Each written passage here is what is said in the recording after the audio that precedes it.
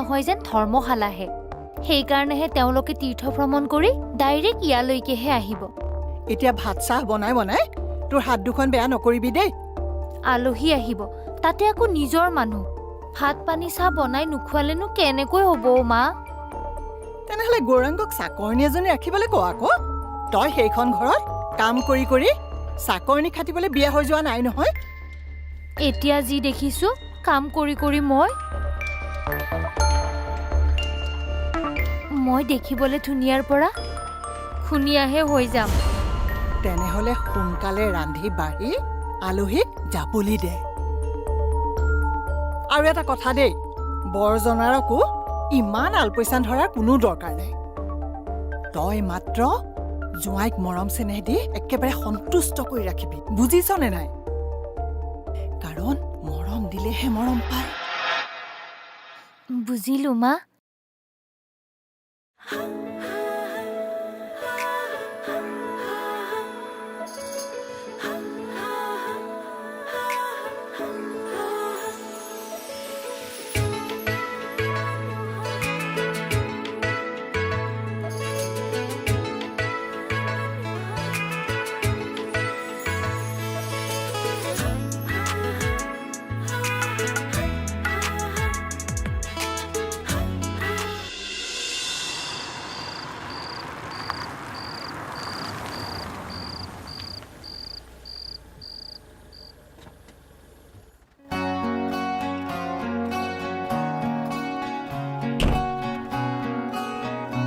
তুমি আহিলা ফাইনেলি মই তোমাক মিছ কৰি আছিলো ময়ো তোমাৰ কথাকে ভাবি আছো কি ভাবিছিলা আমাৰ বিয়াৰ কথা ন ভাবিছিলো যে আচ্ছা শুনা আগতে মোক ইম্পৰ্টেণ্ট কথাটো কোৱা সেইটো ক'বলৈকেতো মই তোমাৰ ওচৰলৈ আহিছো তেন্তে কোৱা আকৌ এক মিনিট না আগতে মোৰ কথাটো শুনা অ'কে কোৱা মই তোমাৰ কথা ঘৰত ক'লো জানা মা দেউতাই খুব ভাল পাইছে তোমাৰ লগত চিনাকি হ'বও খুজিছে আৰু এই বহাগতে আমাৰ বিয়াখন পাতি দিম বুলিয়েই কৈছে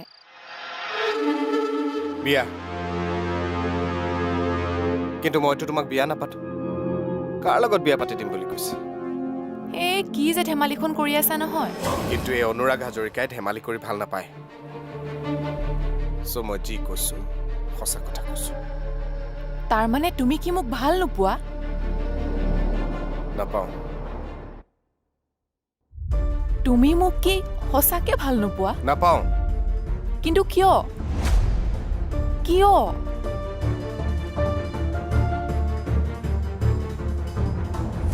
কাৰণ ইমান দিনে মই তোমাৰ লগত গেম খেলি আছো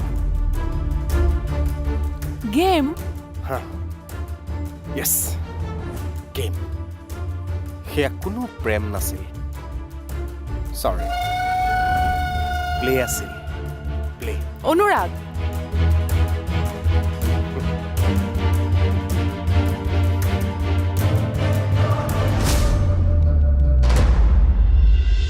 হেৰি ছোৱালীৰ সংসাৰ হ'ল ল'ৰাৰো কৰ্মসংস্থাপন হ'ল এতিয়াহে মনটো মুকলি মুকলি লাগিছে এতিয়া আৰু বাবাই যাকে ইচ্ছা তাকে বিয়া পাতিব পাৰে প্ৰতিষ্ঠিত ল'ৰাৰ কাৰণে ছোৱালীৰ কি অভাৱ ঠিকেই কৈছা তুমি হেৰি এটা কাম কৰোঁ নহ'লে কি কাম ল'ৰা ছোৱালীৰ দায়িত্বৰ পৰা আজৰি হ'লো যেতিয়া আমি বুঢ়া বুঢ়ী দুটা ঘৰত থাকিনো কি কৰিম অসমৰ বাহিৰৰ মঠ মন্দিৰকে দৰ্শন কৰি আহোঁগে বলক তেতিয়াহে পুণ্য হ'ব কথাটো তুমি বেয়া কোৱা নাই পিছে যাবা কলৈ পুৰী জগন্নাথ বাবাইহে ফুৰাৰ কথা ক'লে সিয়ে বোলে ফ্লাইটৰ টিকেট কাটি দিব গতিকে আপুনি কওক কেতিয়া যাব হয় নেকি তুমি কৈছা যেতিয়া এপাক মাৰিয়ে আহোঁ ব'লা বলক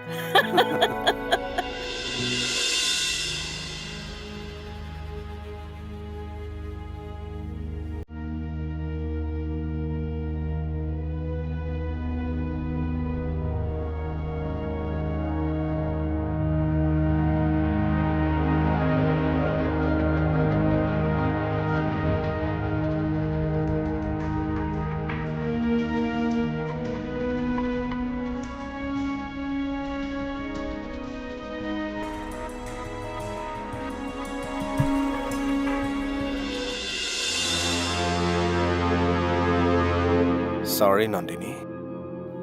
মই কেৱল অদিতিক ভাল পাওঁ। বেয়া নাপাবা। আৰু মোক মই তোমাক ভাল পাব নোৱাৰিলো। মইতো তোমাক কেতিয়াও ভালেই পোৱা নাছিলো।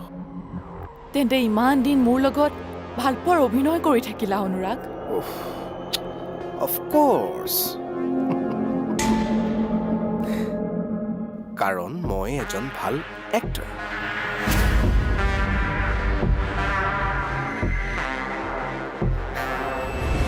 ইমান দিনে মই তোমাক মাত্ৰ ইউজ কৰি আছিলো। চৰি। মোহৰা বনাই মোৰ স্বাৰ্থ সিদ্ধি কৰি আছিলো। কি Yes. আৰু তুমিও মোহৰা হৈ মোৰ আঙুলিৰ পাক চক্ৰত নাচি আছিলা হা? প্ৰেমত বলিয়া হৈ দেহ মন সকলো সপি দিছিলা। অনুৰাগ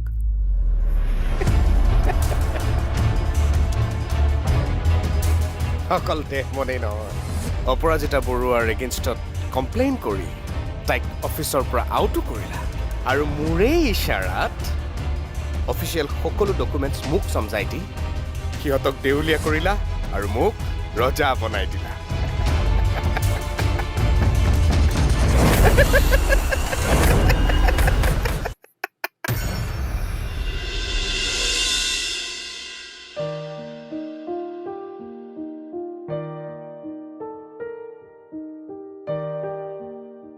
শ্যাম, এনেকৈ হতাশ নহবাচোন।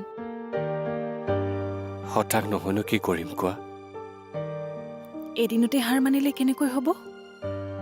আজি কাম নাপালা একো নাই, কাইলৈ পাবা নহয়।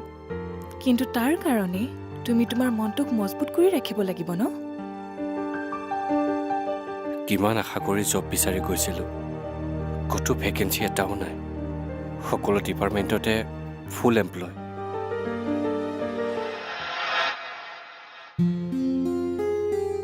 আৰু নতুন জবৰ এডভাৰটাইজমেণ্ট দিবলৈ বোলে বহুত টাইম আছে। তেনেহ'লে তুমি ধৈৰ্য ধৰা।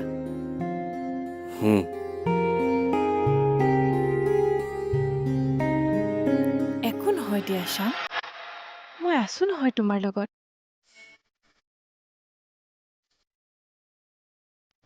তোমাৰ সাহস তুমি মাত্ৰ মনোবল নেহেৰুৱাবা, আগবাঢ়ি যোৱা আৰু চাবা এদিন আমাৰ ভাল দিন নিশ্চয় আহিব।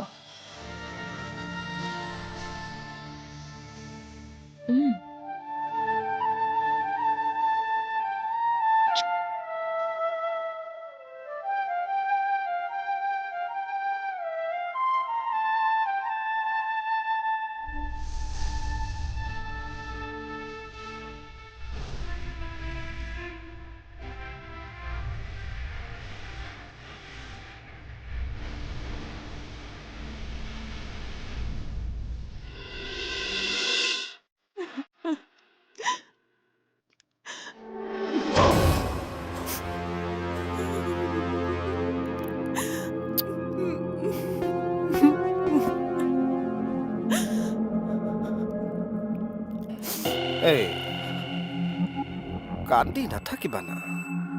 এনেকে কান্দি কান্দি যদি চকু পানীবোৰ শেষ হৈ যায় কি হ'ব মোৰ?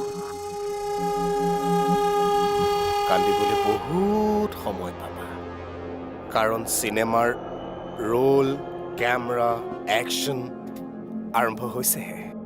কাট ক'বলৈ বহুত সময় বাকী আছে।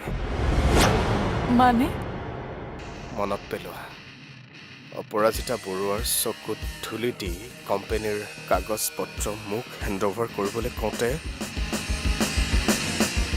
তুমি মোক গালত যে এটা চৰ মাৰিছিলা, মনত আছেনে?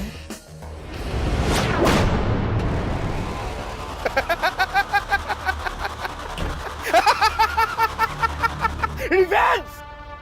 মই মোক মৰা চৰৰ ৰিভেঞ্জ ললো। Sala. Hey, Nandini. Please. ৰবা, হোৱা নাই। মই প্ৰতিশোধ ল'বলৈ তোমাক তোমাক প্ৰেমৰ জালত ফচাই প্ৰবঞ্চনা কৰিলো। য়েছ, প্ৰতিশোধৰ বাবেই প্ৰতাৰণা কৰিলো। বুজিছ? অনুৰাগ, কণ্ট্ৰল। আজি মই কম। থাম্বা, হোল্ড, চালা। তুমি এটা কথা জনা উচিত যে এই অনুৰাগ হাজৰিকা এডাল বিষাক্ত সাপ। এটা প্ৰবাদ আছে জানা, সাপে কঁকালত মৰা কোব কেতিয়াও পাহৰিব নোৱাৰে। ময়ো কালত মৰা চৰটো পাহৰিব নোৱাৰিলো। কিয় অনুৰাগ? কিয় কিয় অনুৰাগ? কিয়?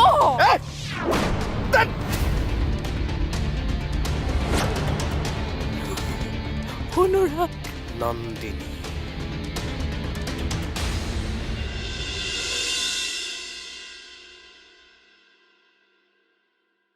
হেৰি, কথা এটা গম পাইছেনে? কি কথা? শ্যামে আজি চাকৰি বিচাৰি গৈছে নহয়। চাকৰি বিচাৰি? হুম, তুমি কেনেকে গম পালা? অদিতি আৰু অপৰাজিতাই কথা পাতি আছিল আৰু ময়ো সি যোৱাৰ পিছতহে গম পালোঁ। মই খুৱাই বুৱাই ৰখাৰ পিছতো সি যেতিয়া পাৰ্মানেণ্ট ইনকাম এটাৰ বাবে চাকৰি বিচাৰি গৈছে, মোৰ বোধেৰে সি এতিয়া ভালদৰেই কাম কৰিব, বুজিছা? কিন্তু নিজৰে কোম্পানী এটা থকাৰ পিছত সি যদি বেলেগৰ কোম্পানীত চাকৰি কৰিবলৈ যায়, সেইটোতো আমাৰ পৰিয়ালটোৰ কাৰণে সন্মানৰ কথা। আৰু তাৰোতো সন্মানৰ কথা আছে। মই সেইবোৰ কথা বুজি পাওঁ পল্লৱী। তেতিয়াহ'লে তাক আকৌ কোম্পানীত ল'ব নোৱাৰিনে? পাৰি। তেতিয়াহ'লে তাক আকৌ আগৰ দায়িত্ব ঘূৰাই দিয়ক, আৰু সিটো আপোনাৰে ভায়েক হয়। দিম। এই কথাটো আচলতে মই বহুদিনৰ আগৰ পৰাই ভাবিয়ে আছিলোঁ। মই কোম্পানীটোৰ একচ্ছত্ৰী সম্ৰাট হ'বৰ বাবে শ্যামক চাকৰিৰ পৰা আঁতৰাই দিয়া নাছিলোঁ। আচলতে সি যাতে নিজৰ ভুলবোৰ শুধৰাব পাৰে, তাৰ যাতে সংশোধন হয়, সেইবাবেহে তাক চাকৰিৰ পৰা আঁতৰাই ৰাখিছিলোঁ। মই জানিছিলোঁৱে আপুনি যে তাক শাস্তি কিবা এটা ভাবিহে দিছে, আৰু মই ভবাটোকে হ'ল। এতিয়া শুই থাকা।